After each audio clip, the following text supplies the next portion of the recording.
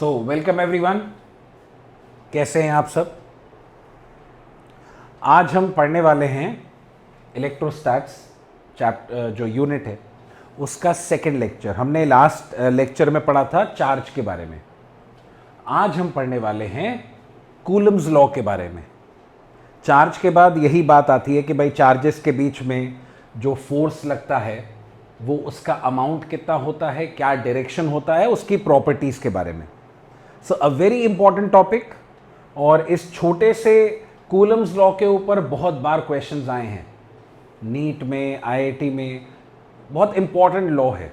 चलिए एक बार देखते हैं, स्टार्ट करते हैं आज का लेक्चर कूलम्स लॉ।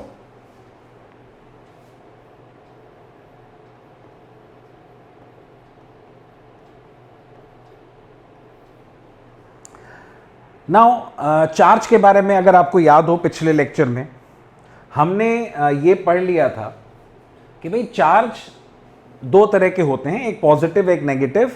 और जो एक्सपेरिमेंटली पता चला था वो क्या पता चला था कि दो चार्जेस अगर एक ही टाइप के हैं, मतलब सेम नेचर के हैं, तो वो एक दूसरे को रिपेल करते हैं, मतलब एक दूसरे पे फोर्स लगाते हैं रिपल्शन का। और अगर मेरे पास दो चार्जेस हैं अलग अलग नेचर के, मतलब एक पॉजिटिव है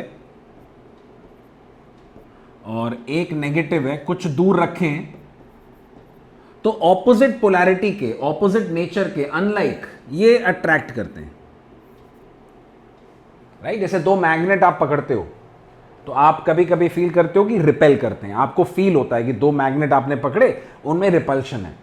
और कभी कभी दो मैग्नेट आप देखते हो अट्रैक्ट करते हैं। वहां पोल्स की वजह से होता है। वहां भी वही सेम लॉजिक चलता है कि भाई मैग्नेट में आपको पता है दो पोल्स होते हैं, नॉर्थ एंड साउथ। तो लाइक पोल्स रिपेल करते हैं, अनलाइक पोल्स अट्रैक्ट करते हैं। वैसी बात कुछ यहां पे भी है कि एक तरह के चार्जेस के बीच में रिपल्शन होता है, यानी वो एक दूसरे पे फोर्स लगाते हैं, जिससे ये फीलिंग आती है कि वो दूर जाना चाह रहे हैं, यानी रिपेल कर रहे हैं। और दो ऑपोजिट नेचर के चार्जेस एक दूसरे को अट्रैक्ट करते हैं, जो हम लोग नॉर्मल भाषा में बोलते हैं ना, ऑपोजिट्स अट्रैक्ट। वो शायद यहीं से बात निकल के आई है कि हर जगह फिजिक्स में ये देखा गया है कि ऑपोजिट नेचर में अट्रैक्शन होता है, चाहे वो मैग्नेटिज्म में हो, चाहे वो इलेक्ट्रोस्टैटिक्स में हो। अब मान लीजिए मेरे पास दो चार्जेस हैं। अच्छा, एक चार्ज अगर अकेले रखा है, अगर एक चार्ज अकेले रखा है तन्हा, तो इस पे कोई फोर्स नहीं लगता है, मतलब ये अकेले कहीं रखा हुआ है तो पड़ा रहेगा। राइट? लेकिन जब इसके साथ दूसरा आता है तो देखा गया कि भैया देयर इज अ फोर्स। तो जब दो चार्जेस आते हैं तभी ये फोर्स आता है। तो इसका मतलब एक बात तो बहुत सिंपल है कि अगर दो चार्ज रखे हैं और एक चार्ज जब रखा है तो कोई फोर्स नहीं लग रहा, और जब दूसरा आ गया तो फोर्स लगने लगा। इसका मतलब ये तो पक्की बात है कि एक दूसरे पे लगाया जा रहा है, यानी इस Q1 पे जो फोर्स लगा होगा वो Q2 ने लगाया होगा। चार्ज को हम लोग Q से रिप्रेजेंट करते हैं। Q एक अल्फाबेट यूज किया जाता है चार्ज को शो करने के लिए। तो इससे एक बात समझ में आ गई, जो Q1 पे फोर्स लगा अट्रैक्शन का या रिपल्शन का, वो इस भाई साहब ने लगाया है। और जो इस Q2 पे लग रहा होगा वो Q1 ने लगाया है, क्योंकि जब एक है तो फोर्स ही नहीं है, दूसरा आया तब लगा। इसका मतलब जो दूसरा आया उसने ही तो पहले पे लगाया, और जो पहला था फिर वो गुस्सा होकर दूसरे पे लगाने लगा। भाई बहुत बेसिक बात है, हम पे कोई चिल्ला देगा, हम उल्टा चिल्ला देते हैं। ये ह्यूमन नेचर हो चुका है। वही बात है कि Q2 ने फोर्स लगाया तो Q1 बोला हम भी लगाएंगे। ये वैसा ही हिसाब किताब है। तो जो इन दोनों पे फोर्स लग रहा है वो फोर्स इन दोनों ने अपने आप नहीं लगाया है, दूसरे चार्ज ने लगाया। बात बहुत आसान है लेकिन बहुत इंपॉर्टेंट है कि Q1 पे फोर्स Q2 लगाता है और Q2 पे Q1 लगाता है, चाहे अट्रैक्शन चाहे रिपल्शन। अब ये फोर्स कितना होता है, यानी दो चार्जेस अट्रैक्ट करते, रिपेल करते, तो ये फोर्स आखिर कितना लगता है, तो ये हमको बताया कूलम भाई साहब ने। इसीलिए उनके नाम पे पड़ा है कूलम्स लॉ। जैसे न्यूटन भाई साहब ने बताया था ग्रेविटेशन के बारे में, तो हम न्यूटन्स लॉ ऑफ ग्रेविटेशन बोलते हैं। सिमिलरली कूलम भाई साहब ने कूलम्स लॉ, इलेक्ट्रोस्टैटिक फोर्स के बारे में बताया। तो हम उसको कूलम्स लॉ के नाम से जानते हैं। अब ये वो काम कर गए हैं, तो हम इसका भी डिटेल में नहीं जाएंगे कि ये उन्होंने कैसे बोला था। समझिएगा, जब कोई लॉ होता है, लॉ का मतलब क्या होता है? लॉ का मतलब हिंदी में होता है कानून। और कानून जब बन जाता है तो कानून पे सवाल नहीं होता है, कानून को फॉलो करना होता है। यानी हमारा जो स्कोप ऑफ सिलेबस है आईआईटी और नीट, उस सिलेबस में हमसे कोई ये नहीं पूछेगा कि जो कूलम्स लॉ ने बोला वो ये क्यों बोला। हमको ये बात सिर्फ फॉलो करनी है, ये मानकर कि उन्होंने जो काम किया है वो भैया पूरी ईमानदारी से पूरा सही काम किया है, तो हम सिर्फ इसको फॉलो करते हैं। तो कभी इस सवाल में जाने की जरूरत नहीं है कि ये लॉ कहां से आया है। उन्होंने एक्सपेरिमेंट किए होंगे बहुत सारे, तब उन्होंने ये बात बोली है। एक आदमी मेहनत कर चुका है, आप टाइम वेस्ट मत करिए उस पर, आप सिर्फ उसका यूज करिए और आगे बढ़िए। यही तरक्की ऐसे ही होती है। चलिए देखते हैं। अब कूलम्स लॉ ने सबसे पहली बात जो बोली, सबसे बहुत सिंपल सी बात भैया, इन्होंने बोला कि दो चार्जेस अगर मेरे पास हैं तो वो एक दूसरे पे फोर्स लगाते हैं, और ये जो फोर्स लगाते हैं ना, इस फोर्स को हम लोग बोलेंगे इलेक्ट्रोस्टैटिक फोर्स। उन्होंने बोला कि इस फोर्स का जो नाम होता है वो इलेक्ट्रोस्टैटिक फोर्स होता है। इलेक्ट्रोस्टैटिक फोर्स क्यों बोला गया? देखिए, इलेक्ट्रोस्टैटिक वर्ड को अगर आप देखेंगे तो ये दो कॉम्बिनेशन से बना है, इलेक्ट्रो और स्टैटिक। तो इलेक्ट्रो वर्ड कहां से आता है? इलेक्ट्रॉन से। और इलेक्ट्रॉन सबसे पहला पार्टिकल है जिसका चार्ज हमको पता चला, मतलब सबसे फंडामेंटल चार्ज इलेक्ट्रॉन का होता है। तो चार्ज बनते ही इलेक्ट्रॉन से है। अगर चार्ज वाला लेक्चर आपने फर्स्ट देखा है तो चार्ज के बारे में ये बात कर चुके हैं कि चाहे पॉजिटिव चाहे नेगेटिव, कोई भी चार्ज बना किससे है? इलेक्ट्रॉन से, चाहे एफिशिएंसी चाहे डेफिशिएंसी। तो इसलिए इलेक्ट्रो वर्ड इलेक्ट्रॉन से आया है, जिसका मतलब है चार्ज। स्टैटिक वर्ड का मतलब, स्टैटिक वर्ड सब इतनी फिजिक्स पढ़ चुके हैं, स्टैटिक मतलब रेस्ट होता है। तो बेसिकली वो कहना क्या चाह रहे हैं भाई कि इलेक्ट्रो यानी वो चार्जेस जब रेस्ट पे होते हैं तो उनमें जो फोर्स लगता है उसको बोलते हैं इलेक्ट्रोस्टैटिक फोर्स। तो अभी इस पूरे चैप्टर में हम लोग हमेशा ये मानेंगे कि चार्जेस रेस्ट पे हैं, चार्जेस मोशन में नहीं है। क्योंकि चार्ज जब मोशन में आता है, तो आप अगली यूनिट में पढ़ेंगे कि जब भी कोई चार्ज मोशन में आता है वो एक फोर्स, एक फील्ड और क्रिएट करता है जिसको बोलते हैं मैग्नेटिक फील्ड। वो हम लोग लेटर नेक्स्ट यूनिट में पढ़ना है इलेक्ट्रोमैग्नेटिज्म में। तो अभी हम लोग इस यूनिट में यही मानेंगे कि चार्जेस मूव नहीं करते हैं, दो चार्ज, तीन चार्ज, चार, कितने भी चार्जेस रेस्ट पे हैं सारे, और तब उनमें जो फोर्स लगता है दैट इज इलेक्ट्रोस्टैटिक फोर्स। तो कूलम लॉ या coulomb said, he found out experimentally, उन्होंने ये पता किया कि भैया दो चार्जेस मान लो r डिस्टेंस पे हैं। एक एग्जांपल ले लेते हैं, मान लीजिए दो चार्जेस हैं Q1 और Q2, और मान लीजिए उनके बीच में डिस्टेंस है r। तो कूलम ने बोला कि भाई, उन्होंने ये ऑब्जर्व किया होगा तब ये बात बोली कि दो चार्जेस के बीच में जो फोर्स लगा, यानी मान लीजिए दोनों पॉजिटिव हैं तो दोनों रिपेल कर रहे हैं, तो जब ये दो चार्जेस रिपेल करते हैं तो कूलम ने बोला दोनों एक दूसरे पे बराबर फोर्स लगाते हैं। चार्ज का अमाउंट अलग अलग है, देखिए Q1 और Q2, लेकिन फोर्स बराबर लगता है। यही बात ग्रेविटेशन में भी थी, याद करिए। दो मासेस अगर रखे हैं m1 और m2 और उनके बीच में डिस्टेंस अगर r है, तो याद करिए ग्रेविटेशन में पढ़ा है कि दो मासेस एक दूसरे को क्या करते हैं? अट्रैक्ट करते हैं, और इतना हमको पता है कि दोनों पे फोर्स बराबर लगता है। ये न्यूटन ने बोला था। वैसी बात चार्ज को लेकर भी है कि भले ही दो चार्जेस का अमाउंट अलग अलग है लेकिन फोर्स दोनों पे बराबर लगता है, राइट? अब किसने किसको कॉपी किया है ये नहीं पता है। इनफैक्ट मैंने तो एक पोस्ट देखा था जहां पे ये लिखा हुआ था, एक डायग्राम बना था कि कूलम या कूलम्स अपना लॉ दे रहे थे और बगल में न्यूटन उसको कॉपी करके लिख रहे थे। तो वो मजाक की बात थी, लेकिन नहीं पता, दोनों का नेचर सेम है, दोनों ने एक ही बात पता करी है, या हो सकता है कोई एक दूसरे से इंस्पायर्ड रहा हो। सो कूलम के अकॉर्डिंग दोनों फोर्सेस इक्वल लगते हैं, राइट। सो कूलम्स लॉ क्या बताता है इस फोर्स की वैल्यू। सो कूलम ने एक्सपेरिमेंटली ये पता किया कि ये जो फोर्स लगता है दो चार्जेस के बीच में, ये जो फोर्स होता है ये दोनों चार्जेस के प्रोडक्ट के डायरेक्टली प्रोपोर्शनल होता है। यानी दोनों चार्जेस का जो वैल्यू है उसके प्रोडक्ट के डायरेक्टली प्रोपोर्शनल होता है।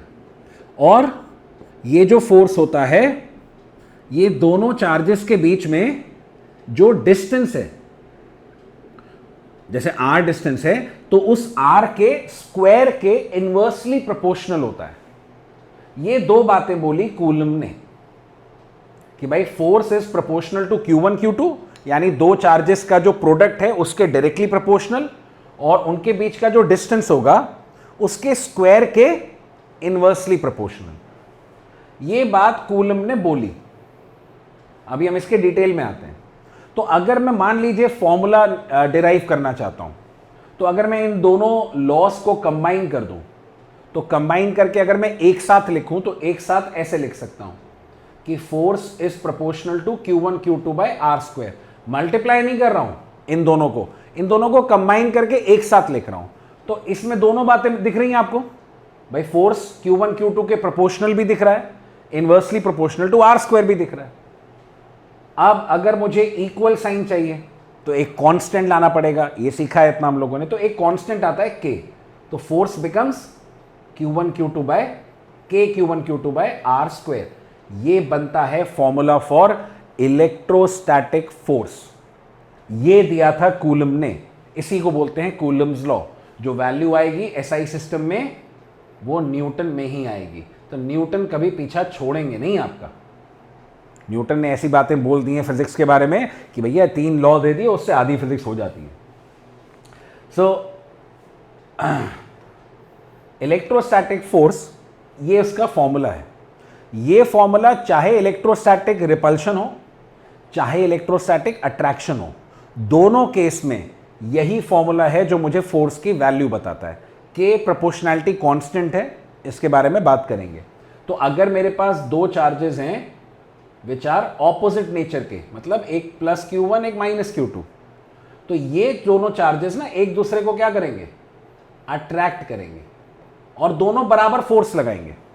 और ये अट्रैक्शन कितना होगा ये भी इसी फॉर्मूले से मिलेगा।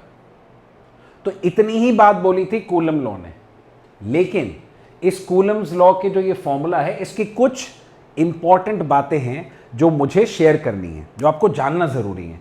मतलब ये फॉर्मूला तो बहुत आसान है। अब लोग बोलेंगे सर ये वैल्यू रखो खत्म करो, जब भी फोर्स निकालना है आंसर आ गया। बट इस फॉर्मूले की कुछ खास बातें हैं जो हम लोगों को मालूम होनी चाहिए। वो खास बातें क्या हैं, राइट, वो देखते हैं। कूलम्स लॉ की प्रॉपर्टीज देख रहा हूं मैं।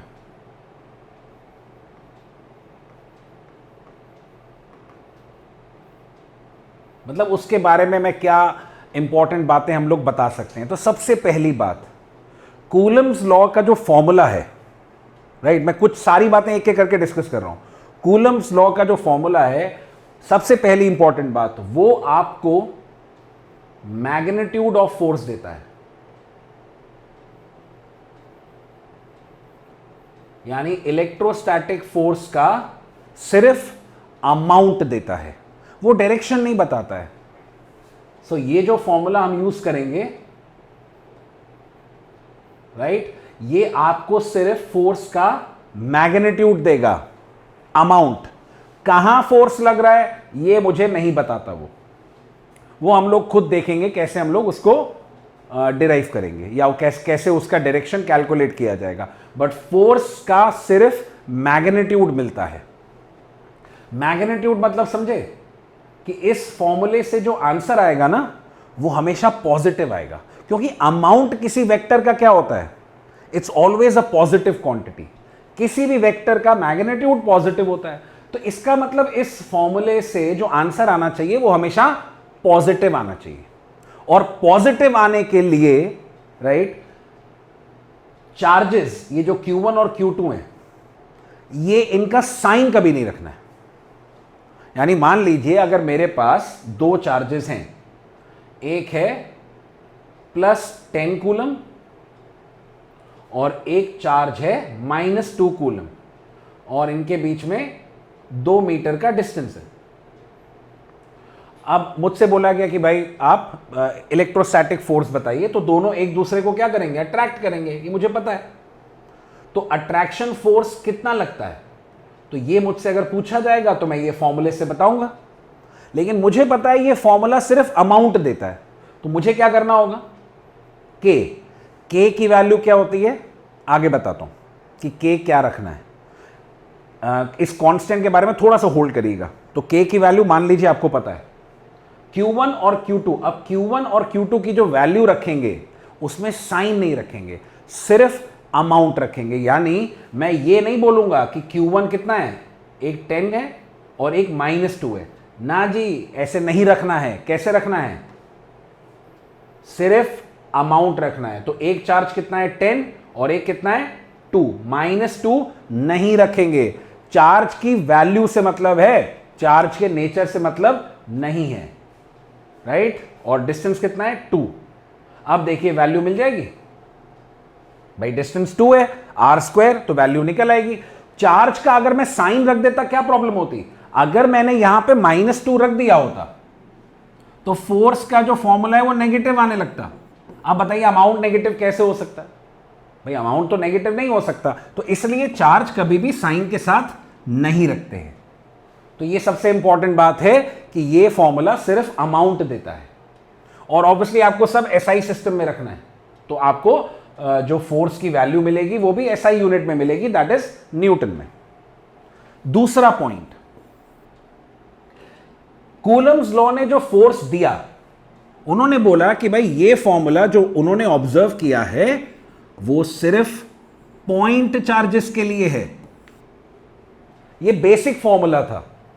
तो ये फॉर्मूला कूलम्स लॉ का, जो बहुत बच्चे ना मिस कर देते हैं, मतलब वो जब कूलम्स लॉ पढ़ते हैं तो उनको ये समझ में आता है कि भाई दो चार्जेस के बीच में फोर्स का फॉर्मूला ये है। ऐसा नहीं है।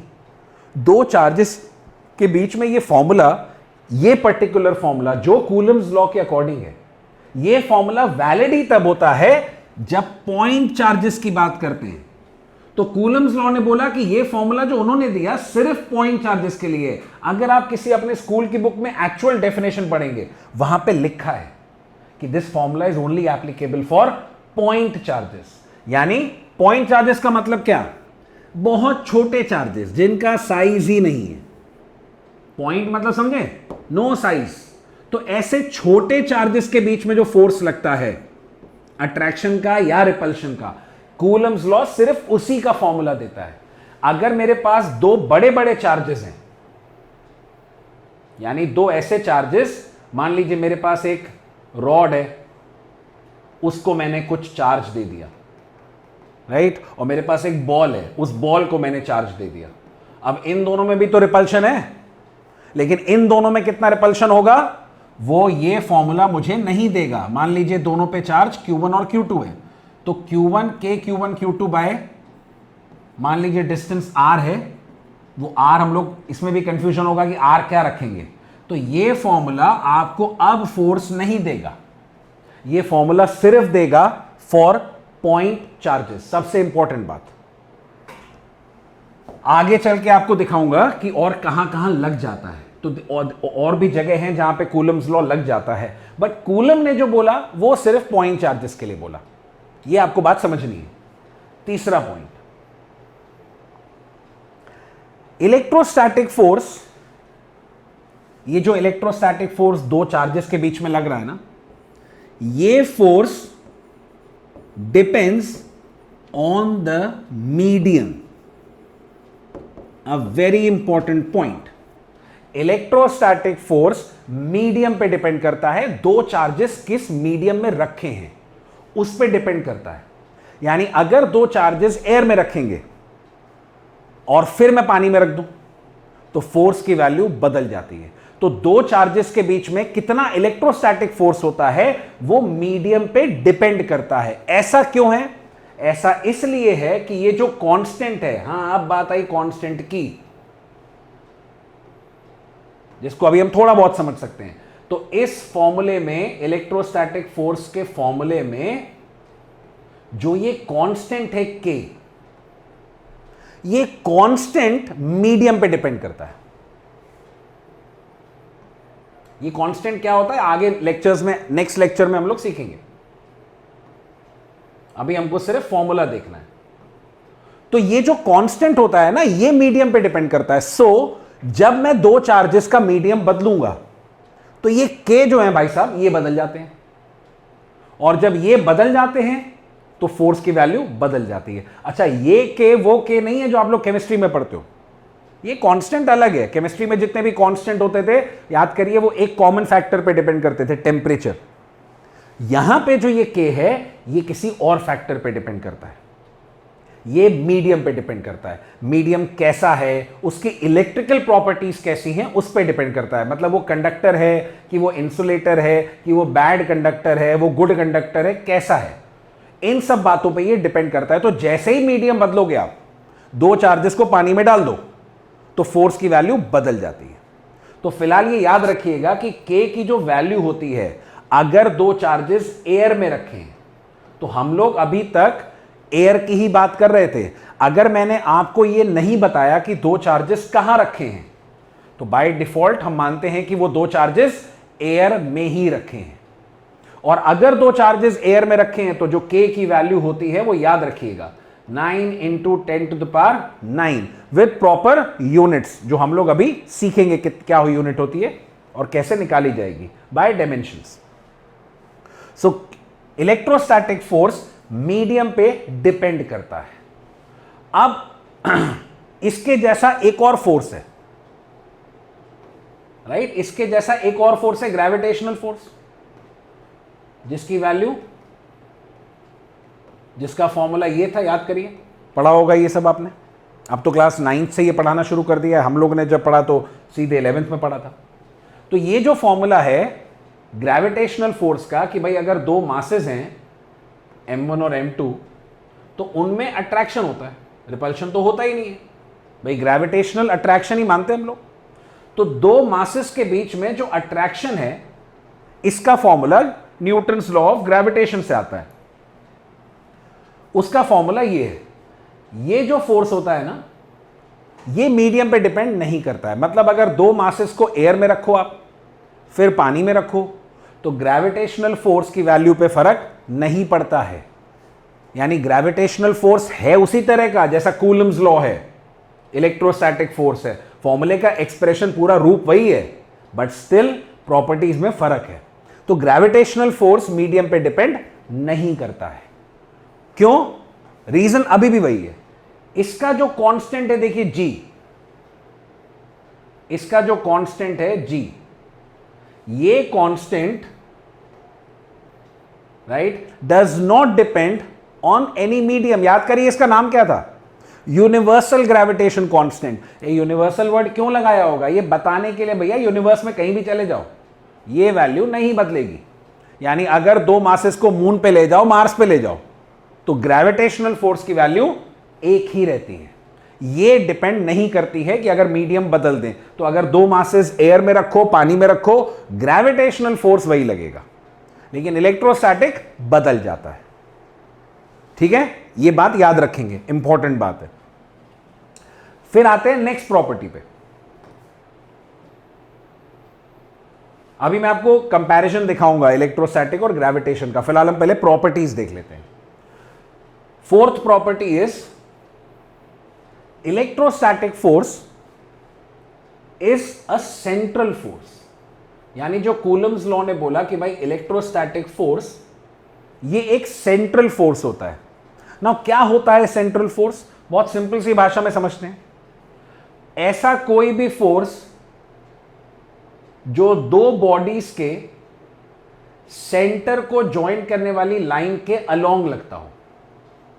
फिर से बोलता हूं, ऐसा कोई भी फोर्स जो दो बॉडीज के सेंटर्स को ज्वाइन करने वाली लाइन के अलोंग लगता हो। मतलब मेरे पास दो बॉडीज हो, उनके सेंटर को ज्वाइन करने वाली जो लाइन है उसके अलोंग लगना चाहिए। ऐसा कोई फोर्स है, चाहे अट्रैक्शन हो चाहे रिपल्शन हो, फोर्स कैसा भी हो, लेकिन अगर वो इस लाइन के अलोंग लगा, वो फोर्स सेंट्रल कहलाता है। इलेक्ट्रोस्टैटिक ऐसा ही है। यानी अगर आप दो चार्जेस रख देंगे तो उनको ज्वाइन करने वाली जो लाइन है, देखिए इस लाइन के अलोंग ही तो लगेगा भाई, चाहे रिपल्शन हो चाहे अट्रैक्शन हो, वो इस लाइन के अलोंग लगता है। मतलब ऐसा तो हो नहीं सकता कि भाई मान लीजिए मेरे पास ये दो चार्जेस हैं, इनको ज्वाइन करने वाली लाइन ये है और एक चार्ज पे फोर्स ऐसे लग रहा हो और एक पे ऐसे लग रहा हो, ऐसा तो होगा नहीं। तो वो यही बताना चाहते हैं कि भाई दो चार्जेस में जो फोर्स लगेगा वो हमेशा याद रखिएगा उनको ज्वाइन करने वाली जो लाइन है उसके अलोंग लगता है। इससे क्या फायदा है, अभी आप जब क्वेश्चंस करेंगे ना तो फोर्स के डायरेक्शन की जरूरत पड़ती है। ये मुझे बताएगा कि किसी चार्ज पे दूसरा चार्ज फोर्स कहां लगाता है, राइट। सो ये एक प्रॉपर्टी इंपॉर्टेंट है।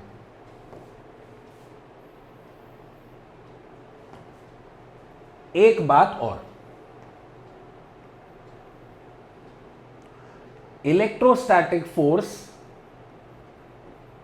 कंजर्वेटिव होता है, इट्स अ कंजर्वेटिव फोर्स। अब कंजर्वेटिव फोर्स मैं इस लेक्चर में तो डिस्कस नहीं करूंगा, क्लास 11th में आप लोगों ने वर्क पर एनर्जी पढ़ा है, दो तरह के फोर्सेस को हमने बहुत ध्यान से देखा होगा, एक है कंजर्वेटिव, एक है नॉन कंजर्वेटिव। कंजर्वेटिव मैं डेफिनेशन बता दे रहा हूं, जिनका वर्क पाथ पे डिपेंड नहीं करता है, नॉन कंजर्वेटिव जिनका वर्क पाथ पे डिपेंड करता है। तो ये वो फोर्स है जिसका वर्क पाथ पे डिपेंड नहीं करता है, और ये बहुत इंपॉर्टेंट है, वेरी इंपॉर्टेंट, आगे यूज होने वाला है बहुत ज्यादा। तो ये बात याद रखिएगा, इसका एप्लीकेशन जब आएगा तब मैं फिर आपको वहां पे कंजर्वेटिव फोर्स समझा भी दूंगा कि क्या होते हैं। सो ये है कूलम्स लॉ जो उन्होंने बोला, और उस फॉर्मूले से रिलेटेड कुछ प्रॉपर्टीज जो हम लोग मैक्सिमम देख सकते हैं, जो हमारे लेवल तक रिक्वायर्ड है। अब ये फोर्स को कैसे यूज करना है, कैसे फोर्स की वैल्यू निकालनी है, उसको वेक्टर फॉर्म में कैसे लिखते हैं, ये हमारा अगला पार्ट है।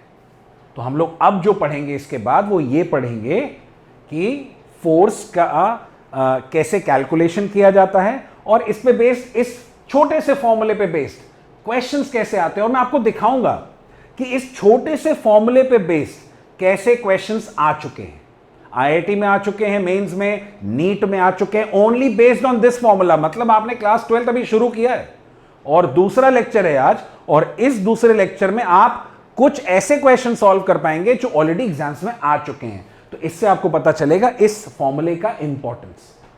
तो मिलते हैं नेक्स्ट लेक्चर में with the applications of this formula.